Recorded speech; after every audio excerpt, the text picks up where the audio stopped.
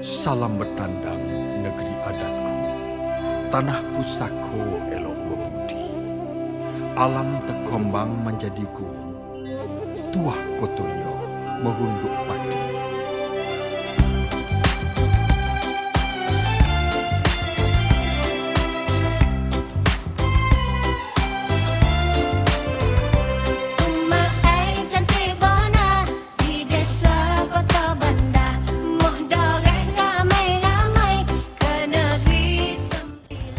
Negeri Sembilan juga dikenali sebagai Negeri Sembilan Darul Khusus ialah sebuah negeri di Malaysia yang terletak di pantai barat semenanjung Malaysia.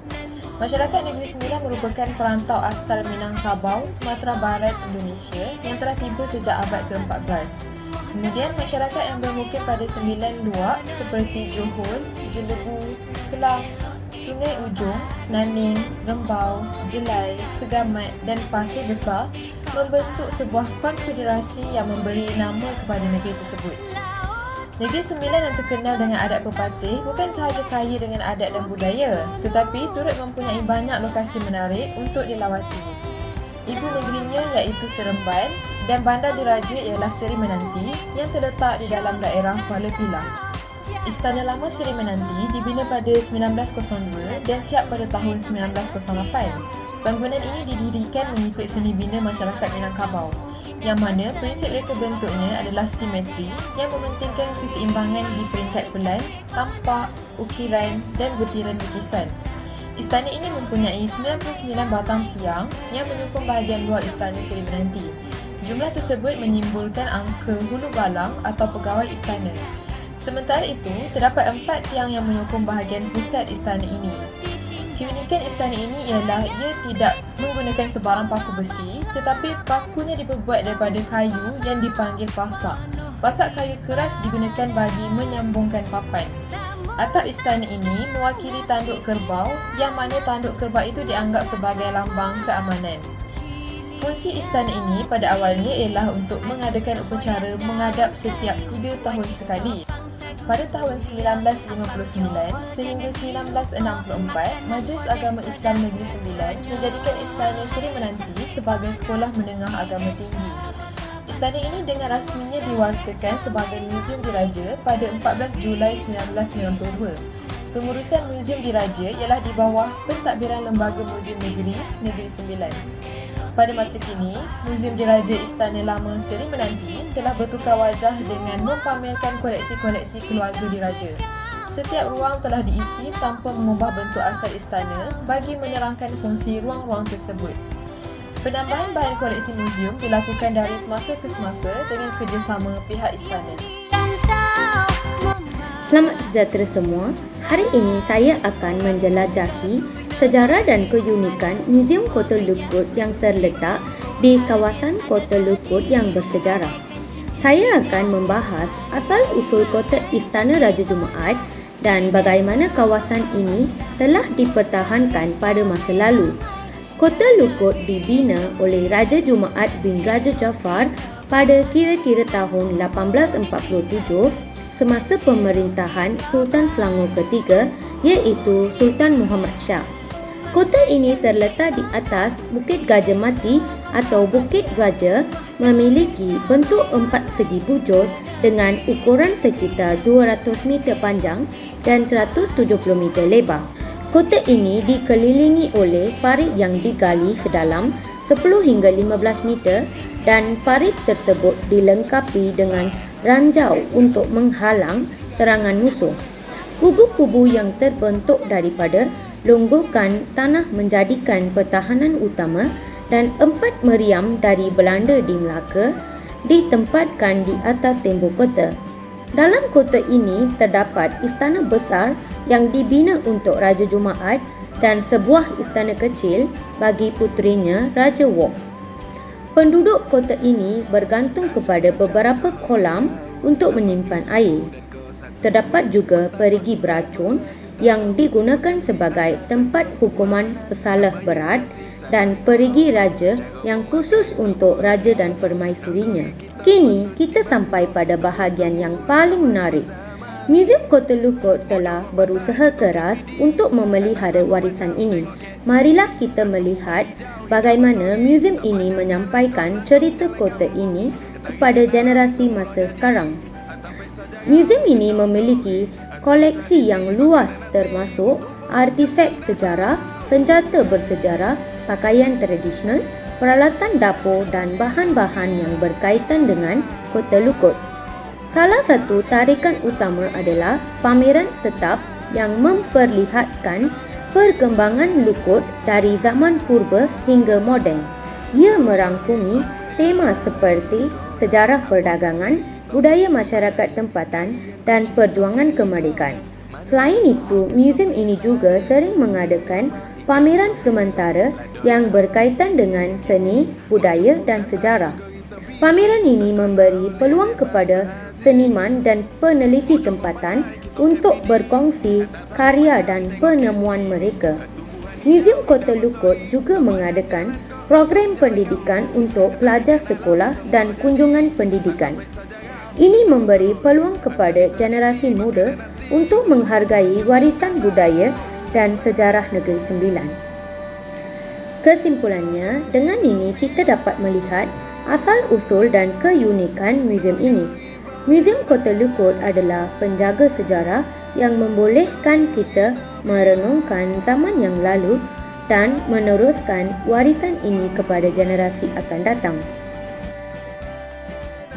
Zakba atau nama sebenarnya Zainal Abidin dilahirkan di Kampung Bukit Kertas Jemput, Batu Kikir, Negeri Sembilan pada 16 September 1895. Bapanya Ahmad Ibrahim Ihsan yang mementingkan agama dan pendidikan. Ibu Zakba bernama Intan Awaluddin. Beliau merupakan seorang sastrawan dan pemikir Melayu berketurunan Bugis dan Minangkabau, serta seorang cendekiawan Melayu yang dihormati dan hampir 40 tahun aktif dalam kegiatan penulisan dan penterjemahan. Zakba merupakan seorang anak kampung yang berjaya meletakkan dirinya sebagai seorang tokoh yang terkemuka dalam sejarah Malaysia. Beliau juga merupakan seorang yang gemar membaca, menulis dan mengarang.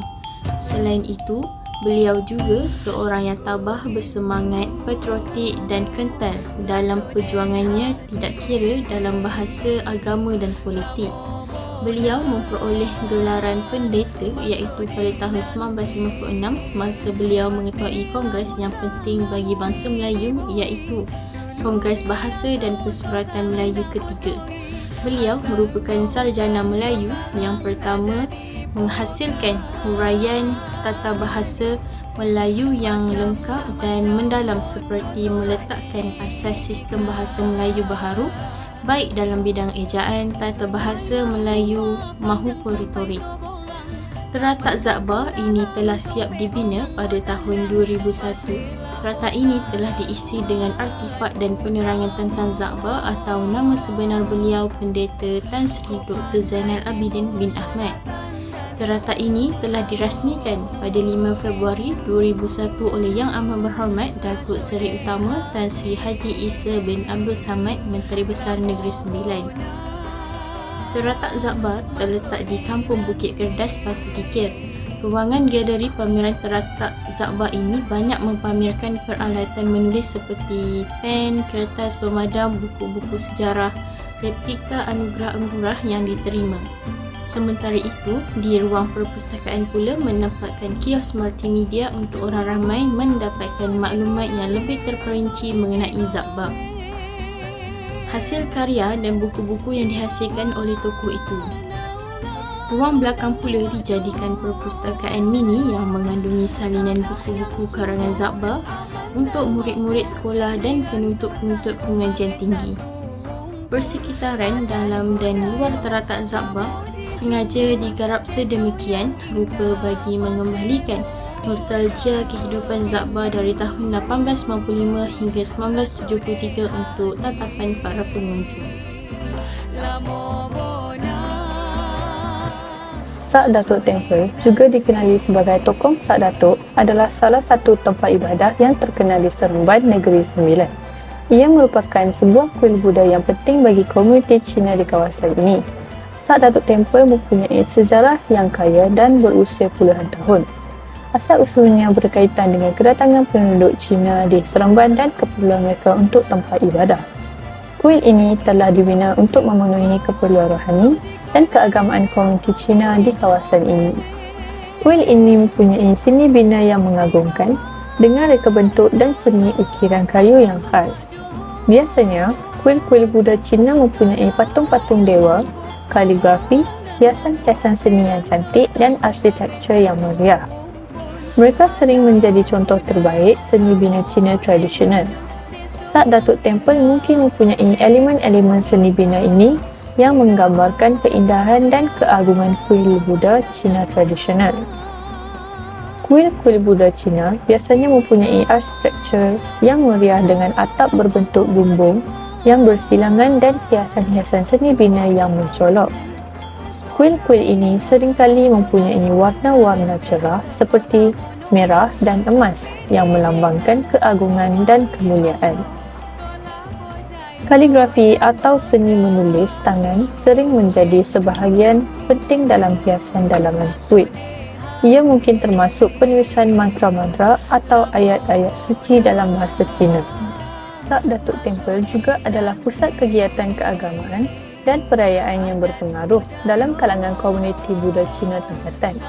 Setiap tahun, kuil ini menyelenggarakan pelbagai kebaktian dan perayaan yang penting. Kebaktian di Sak Datuk Temple termasuklah sembahyang harian di mana jemaah berkumpul untuk merenungkan ajaran Buddha dan memohon keberkatan dalam kehidupan mereka. Kebaktian khas juga diadakan semasa perayaan-perayaan agama seperti Tahun Baru Cina, Qingming iaitu hari menghormati nenek moyang, dan Wesak, hari kelahiran juga. Semasa perayaan Tahun Baru Cina, kuil menjadi tempat persembahan kepada dewa-dewa dan nenek moyang, diiringi dengan pertunjukan tarian naga dan singa yang meriah. Qingming pula adalah hari di mana keluarga berkumpul untuk membersihkan dan merawat kubur nenek moyang mereka dengan sembahyang dan persembahan di kuil. Wesak adalah salah satu perayaan paling penting dalam agama Buddha di mana jemaah berkumpul di kuil untuk mengingati kelahiran, pencerahan dan wafatnya Buddha Gautama. Upacara sembahyang khusus, penerangan lilin dan persembahan bunga boleh diadakan semasa Wesak. Kebaktian dan perayaan di Sak Datuk Temple bukan sahaja memelihara tradisi keagamaan dan budaya Buddha Cina, tetapi juga memupuk perasaan kesatuan dan keharmonian dalam komuniti. Kuil ini berfungsi sebagai pusat kehidupan rohani dan sosial serta tempat yang mempromosikan nilai-nilai kebajikan dan kebaikan dalam masyarakat setempat. Sak Datuk Temple juga memainkan peranan yang penting dalam masyarakat setempat dan mempunyai kepentingan yang pelbagai.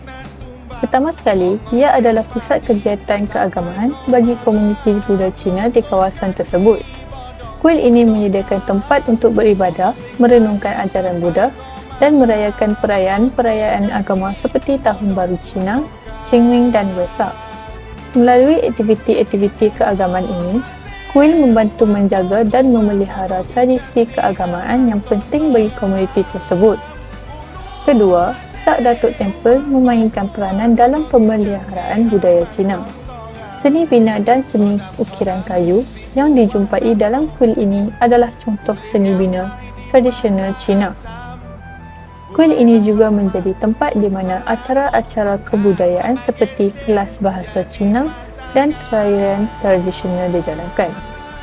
Dengan ini, kuil membantu dalam mengekalkan warisan budaya Cina.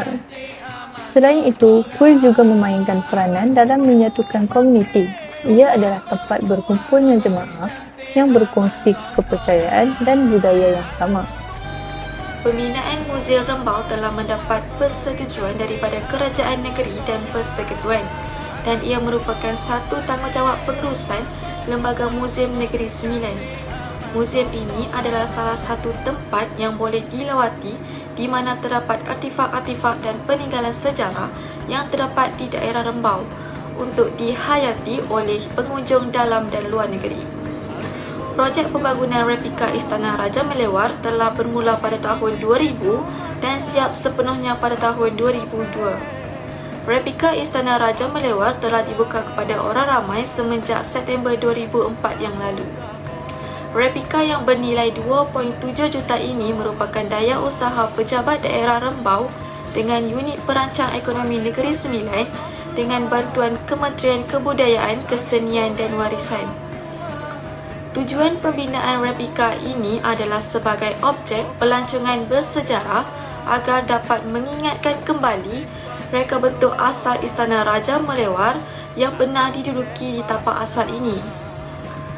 Pejabat daerah Rembau telah mencadangkan kepada Kerajaan Negeri Sembilan agar pengisian muzium diamanahkan kepada Lembaga Muzium Negeri dengan konsep dan objektif yang sesuai dengan latar bangunan dan sejarah Rembau.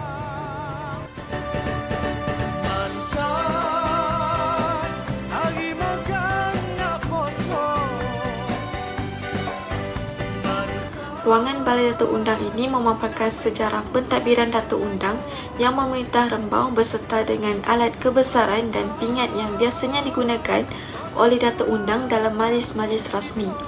Di sini juga dipamerkan sistem pelantikan Datuk Undang di Rembau, peranan dan fungsinya kepada masyarakat. Sudut ini juga diisi dengan pengamalan adat pepatih di Rembau dan Negeri Sembilan. Selain itu, sistem pentadbiran Datuk Undang Rembau akan diketengahkan. Ruangan ini sangat menarik untuk dilawati kerana ruangan yang terhad memaksimalkan susunan peralatan. Terdapat juga artifak yang diletakkan di ruangan ini di samping sistem pencahayaan yang mampu mewujudkan suasana yang eksklusif.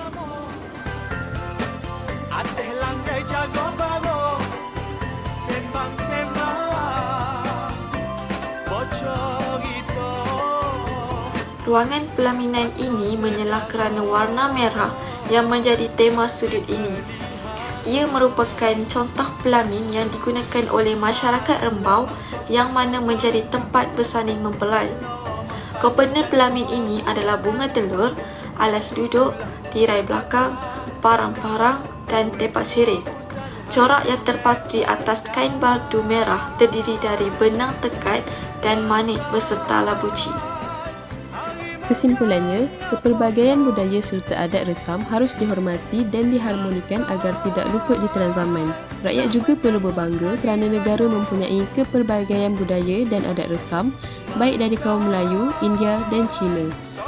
Kepelbagaian yang diraikan ini membezakan kita dengan negara lain yang pastinya menjadi tarikan pelancong sewaktu musim perayaan. Itu sahaja dari kumpulan kami. Sekian, terima kasih.